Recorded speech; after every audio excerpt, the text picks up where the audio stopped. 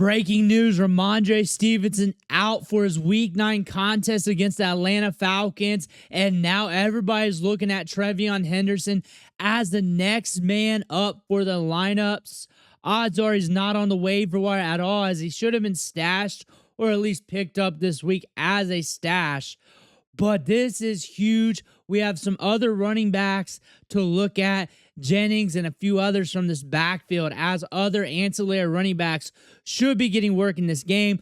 We're going to deep dive this backfield and Hendo, the good, the bad, the ugly, so you can make your decision and what you need to do for your fantasy football teams. Before we dig in, you need to click that subscribe button right now. We're doing these deep dives every single day on as many players as possible. When news breaks, when players get anointed, that's when we come in and drop the news, drop the deep dive, so you can make your decision on the advanced analytics that we share and how we discuss the situation. We go deeper on the waiver wire than anybody else, so you can find those gems. And then we also help you set your lineups throughout the week. Click that button. Stop missing out. But big news today. Rhamondre Stevenson out. Toe injury. Week 9. Was not seen at practice today. Steps in Hendo. Hendo has not done much this year. He has hit to the fairway Week 1 and Week 4, and that's it in PPR. He has not done much. He's been a headache in fantasy football. In some leagues, he was dropped. In some leagues, he was dropped, scooped back up, and dropped again. Because if they're active, if they're jiving and moving with the waiver wire, seeing the scoring here, 4, 4, 0 pretty much, 5, he's been on the move. He's been on the move. He's a stash play going into the week. I don't think it's a secret that he's fast, and he does some really good things with the ball in his hand. Just so happened that was kind of something that, we felt good about last week, considering some of the other circumstances and factors that were going on in the game. And I thought he made some really good runs. It wasn't just like, run around the corner and nobody there.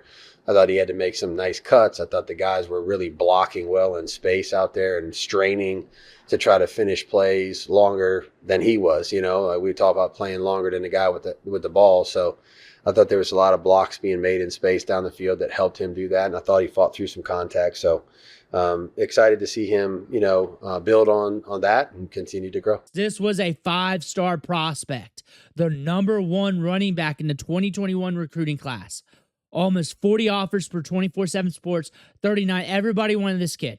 Everybody was hyping him up, showed good speed on the tape, good size, looked elusive, catches the ball in the backfield. They had him compared to Christian McCaffrey, had him projected to be a future first-round pick, came close on the first-round pick, went in the second round, had some juice early as a freshman at Ohio State, almost 1,300 yards on the ground, catching 27 balls. Started off huge in his first ever game there at Ohio State. We had some injuries off and on throughout his career. Finished up our final season there at Ohio State, over 1,000 yards, 10 touchdowns, 3 seasons with double-digit touchdowns. And you're looking at what he's doing in the receiving game, double digits every year. Yards after the catch per reception, 10.9 average on his career. He can eat up yards in space. We see the speed on the field. This kid can eat up yards in space. He can move. He's electric. 4.43 yards after contact per attempt. 32 carries of 10-plus yards or more. Sharing the backfield with Quinshon Judkins. A lot of experience there at Ohio State. Also a lot of production racked up. Getting drafted early in the second round to the Patriots. That is big-time draft capital. You figured he'd be used a little bit more, but we're still developing. 4.43 40-yard dash, big-time speed score, big-time burst score. Burst score is the jumps, the long jump, high jump, measured together, 5'10", 202. On top of the production profile, at a 7.5% target share, above average with the yards per carry. College dominator rating, about average, but sharing it with other running backs, and also a plethora wide receivers out there. But you're looking at this depth chart. Steve-O's cooked right now. He's cooked. Terrell Jennings. A lot of people got questions on him. We're going to deep dive him quickly here today. Land Larson, small school prospect with a nice mustache. D'Ernest Johnson is a veteran running back here that everybody's talking about on Twitter that could be zapping some carries, especially if this is a long-term deal. That is something to pay attention to. Looking at Rhamondre Stevenson, Steve-O is out. He has 3 games that are valuable for you for fantasy football this year. At one time, he was top 3 among running backs in targets. He's actually, for what he is, being a 4th-round running back with subpar athleticism, has carved out a good career. Terrell Jennings, small school running back prospect, ran a 4.73 40-yard dash, not super enticing, has good size, has a good frame to him, good up the gut, but not super electric, not super dynamic. But you're looking at him here, and now we're stepping in. One thing you got to say is TreVeyon Henderson's pass blocking woes, would that cause them to just pivot to other running backs mid-game? Could he step in and exceed that and allow him to get some touches and opportunity, or just siphon enough to hurt Hendo? That's the question. The other question to look at is, if they're so slow to react with Hendo, how fast are they going to be able to react with Jennings when it comes to developing and pass protection as we're coming into this week? That's another question that we're asking, and we're asking all of them. But if Hendo is not great in pass protection still and he doesn't step it up, then that's going to be a major red flag, and that could cause them to pivot. Terrell Jennings, if you got a spot, if you're in a deeper league, 14-teamer, 16-teamer, because Hendo's out of the question in those leagues, he's a stash for the short term. See what's up. Just see what's up, because he's been promoted 2 days ago. They're quick to react with that. That is something to pay attention to. Also, you may want to look at the other running backs. You may want to look at Dearness. You may want to pay attention to them. Deeper leagues, you take those deeper shots, especially when things are a little bit more active here. You're looking at the basic rushing stats here. 279 yards for Steve-O, 228 for Hendo, 4.3 yards per carry for Hendo, 4.2 for Gibby, but he's on IR, 3.4 for Rhamondre. So, honestly, it's not super efficient here in New England. You're seeing Drake May take over, pushing the ball all over the place, pushing it downfield. He doesn't look to the running backs too often. We can definitely say that. Henderson, next man up, 23% share of the rushing attempts. Jennings been getting a little bit of work sprinkled in there. And you're looking at the true yards per carry. Gibby was the most efficient. Rhamondre, 3.28, not solid. 4.16, okay for Hendo. Okay for Hendo. Jennings, 4.17, small sample, but considering where he's from, considering limited opportunities, I mean, you'll take that as a Patriots fan. Now you're seeing if that will leak into or eat into Hendo's production and opportunities. Target share. Target share here, 8% for both running backs. I imagine Hendo's going to be pushing that 8 to 10% range. I imagine he's going to see more work in the passing game. I imagine that's going to happen. Route participation rate, almost 30%, 29%, 28.9. Routes ran, almost 10 a game, with Rhamondre running 15. I imagine Hendo's going to run more routes. I'd be surprised if he doesn't run 12 routes, if not more. 12, 15 to 20. If he starts running around 20 routes in this contest, that's going to increase his odds of getting more targets, getting more opportunities. More than 4, maybe 5, 6, 7 range. That would boost his production. Jennings, I don't think they really want him running around the flat too often.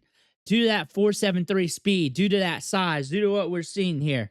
I don't think they're going to want that. Him taking that work up the gut, maybe siphoning a goal line touch, maybe 3rd and short, maybe if he's looking a little bit better in pass pro, maybe some of those moments, maybe, or maybe instead of pass protection, they just wheel him out. And I'm talking about Hendo. Maybe they just wheel him out. Maybe that's the move for them. Maybe that's what they're going to do.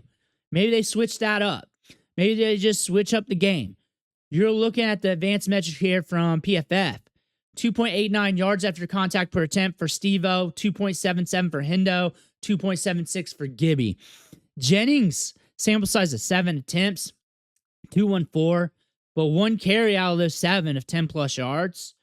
Not too shabby. Hendo's got 6. He's pushing Steve-O with 30 less rushing attempts. More electric, more juice, but not as efficient with the ball out of his hands. That's one thing we can say about Hendo. That's one thing the coaching staff has shown us. Pass blocking grade for Hendo, 14.9. That's about as low as you can get. That's about as low as you can get. We got a few penalties in there as well. 3 hurries and a sack. He's given up a sack. 13 reps, 102 pass plays. They don't keep him in pass protection. He's out there running routes. That's where he's best fit at. They don't keep him out there in pass protection. They keep Steve-O, though. You could be seeing 2 back sets. Hendo wheeled out, Jennings staying back, or maybe they'll let Drake May roll it naked. This is a chart I rolled out at the beginning of the year, showing you how running backs during their rookie season break out during their rookie season, how there's a ramp-up period. The difference between Hendo versus Saquon, Bijan, and Gibbs, those 3 are first-round picks. Those 3 had more upside. Those 3, you're looking at a few years into their career getting drafted early. Bijan was high school. Saquon was out of this world. Gibbs at Georgia Tech, some of us was watching then. Devin Achan was a new up-and-comer. All of them have different ramp-ups. The thing is, I can just keep pulling charts like this all day long of running backs, and they got some sort of ramp-up period. Even Bijan had a little bit of a ramp-up period. You see the sticks get higher that last quarter of the season on the upside weeks. You see Jahmyr Gibbs, he had like a 6-week period of like nothing. A lot of people dropped him during that time. Now you're looking at Hendo, he's got 7. So what's really the difference? What's really the difference from that? Devin Achan had a 2-week period. A lot of people dropped him. A lot of people dropped him. I had people in the comment section asking. A lot of people dropped him. And then he goes off for 51. This is a ramp-up period. All it takes is the right matchup, right opportunity, right moment for that running back to go off. Change in usage. Coaching staff getting fed up and wanting more explosiveness in the offense. Whatever has it. But situation changes. He's drafted that high for a reason. He was a 5-star recruit for a reason. He was productive early in his collegiate career for a reason. There's still some gusto to his game. We are very early into an NFL career. We are very early into the NFL season. Looking at this matchup here against the Falcons, Vegas has a 44.5 over under, 5.5 spread, and the Falcons are off and on when it comes to allowing production to running backs. One thing you can say, they've only allowed one 100-yard rusher, and the running backs that hit against them got it in a passing game, where they have to abort the run game and start slinging it through the air. The touchdowns allowed, mostly in the passing game, outside of Christian McCaffrey's 2-touchdown performance on the ground. Like, you got to sling it in the air. So TreVeyon Henderson might be getting some extra targets. The Falcons might be wrapping up this backfield on the run game anyways, and they may have to leak out Hendo in the passing game. Hendo might be getting some extra targets in this matchup. You're looking at where he's ranked right now currently, and this is before the news on Fantasy Pros, 34th. How high is he moving up? He's moving up probably about 10-ish spots. Charbonnet or Hendo. Corey Krosky-Merritt or Hendo. Hendo or Woody Marks. Woody Marks against Denver with the Q. You're looking at Alvin Kamara, new quarterback, rough matchup. Somewhere in that area. And you're also seeing where he's ranked everywhere else. RB20 on ESPN. Solid flex play. Fantasy players. RB18 to RB22. So the change in rankings to what they have behind the paywall. The Athletic, RB19. So that was stated. Sports Illustrated, RB17, RB18. So he's a start. He's considered a low-end RB2, high-end flex. Really depends on what you have at running back. If you're good at running back every single week, then just enjoy just having him and not allowing anybody else to get to use him. On top of that, you might be able to sell in the high if you have him and you don't want to use him. That is something you may want to do considering the risk. He is a star, as they say, RB2 or flex in most formats with Stevenson out. He's in line for 15 to 20 touches, including goal line work. That's what they're saying there. On Grok, off AI, that's how I was able to pull off this data real fast from all the sites. They got some upside here. $4,900 on DraftKings. DraftKings, you put them in, you can throw in higher priced players around them at running back and wide receiver. That is going to be a move a lot of people do in big tournaments. It's not going to be chalky, but it can be contrarian if you can get creative with your higher priced players. Maybe you create some onslaughts or some good stacks while you're trying to make this lineup and take advantage of that $4,900 price tag. You're getting more touches. You're going to gamble on that. You got a rougher matchup. You're getting more touches. Is he a guaranteed start? I'm kind of iffy on him. RB 20 range, 23-ish. I'm cool with that. It's going to be a gamble start. There's going to be some upside to him. Some of you guys got to roll it anyways. When you're looking at the other running backs, you may want to be looking at picking them up. If I'm especially in a 14-teamer or bigger league, 16-team, 18-team, if I'm in those formats, I'm looking at those backups. I'm looking at Terrell Jennings. I'm looking at the other guys. If I'm in those formats, if I'm in a 12-team league, I got to have the spot. I'm not dropping one of my favorite studs for the backups of the Patriots. I'm just not doing that. But if I can, I will. I think in those formats, things are a little bit too congested overall. But if I can, cool. It's going to be hard for the majority of people out there. If you're good at running back, just keep it moving. Just keep it going. Maybe see if you can sell him on the high. Maybe. But the thing about this, if he blows up, if he goes off, then that stock's going to go over the moon. There's potential for that considering his prospect profile. This is a big-time prospect, big-time player. Let me know what you're doing in the comments below. Let me know what struck you, what struck your nerve. Are you picking them up, dropping, selling, trading, whatever in the comments. Make sure you hit that subscribe button on the way out. One thing for watching. Catch you on the next video.